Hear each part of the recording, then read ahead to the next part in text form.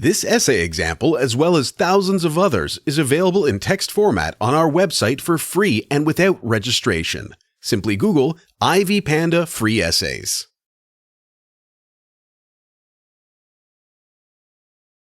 Sonnet 116 is one of the most famous poems in Shakespeare's sonnet collection. The popularity of this poem can only be matched by that of other poems such as Sonnet 18 and 130.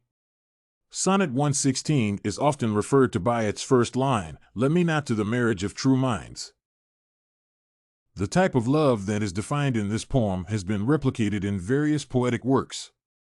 In this poem, Shakespeare paints the picture of what constitutes an ideal love. The poem talks about a love that never changes, never admits inferiorities, never fades and goes beyond death. This poem represents Shakespeare's innermost beliefs about love. Shakespeare's description of love in this sonnet is often quoted by other numerous works of literature. The love defined in this poem has often been thought to be an accurate representation of true love. According to the speaker in this poem, love that is immortal, permanent, and never-changing qualifies to be termed true love. The last line of the poem captures this sentiment using the words that no man has ever loved. Shakespeare subdivides his poem in a manner that covers his core beliefs about love. This subdivision makes it simple for the poet's message to be understood. The first part of this poem addresses the unchangeable aspect of love. The second part of the poem addresses the permanent nature of love by likening it to a guiding star unshaken by tempests. The third subdivision of this poem argues that the nature of love is not subject to the passage of time. This means that love is not supposed to change as time passes. The subdivision of the poem into opinions about love helps simplify this poem. This arrangement is also used to build momentum for Shakespeare's message. Shakespeare uses a strong first line to convey his innermost feelings about love. The first line in this poem is Shakespeare's declaration about his intentions not to interfere with the union between two lovers. In the first line, the speaker declares that "let me not to the marriage of true minds."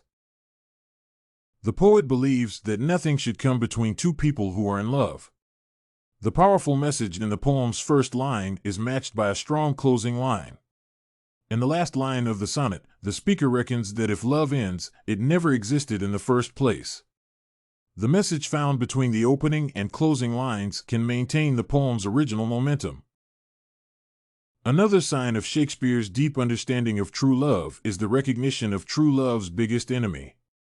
According to the speaker, love's biggest deterrent is the passage of time.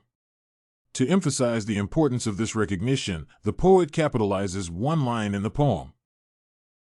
The 9th and the 10th lines in the poem say that love's not time's fool, though rosy lips and cheeks within his bending sickle's compass come.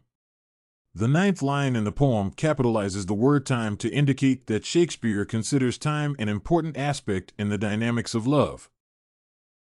According to Shakespeare, time is love's greatest enemy. In the 10th line, the poet used the word sickle to underline the destructive nature of time. Just like death carries a sickle waiting to pounce on life, time scouts around waiting to pounce on love. Shakespeare argues that true love cannot be overcome by the element of time. In addition, true love cannot be fooled by time or be measured by the passage of time.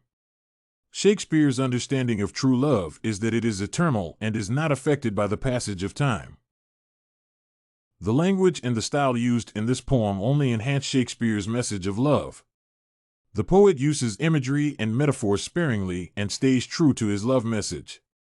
Even when imagery is used in the poem, it only serves the purpose of enhancing the message of love. The most prominent imagery in this poem is the sickle of time. On the other hand, the most prominent metaphor in this poem is that of love as a guiding star. This metaphor overstates the poet's views about the importance of love. Considering this is a standard poem, this is a very reserved use of stylistic devices. By abstaining from the heavy use of stylistic devices, Shakespeare can convey the deep nature of the love he is talking about in the poem. Even the poem's structure is used to underline the message of love and its deep nature. The poem flows from start to finish and makes use of rhyme patterns in the process. The primary rhyme in this poem is quite strong, while the secondary rhyme pattern bears the weaker rhymes. The last line in the poem indicates how much faith Shakespeare has in this message. In the last line, Shakespeare declares that if his claims were wrong, he would refrain from writing. Moreover, Shakespeare declares that if this message is wrong, all his other messages are also wrong.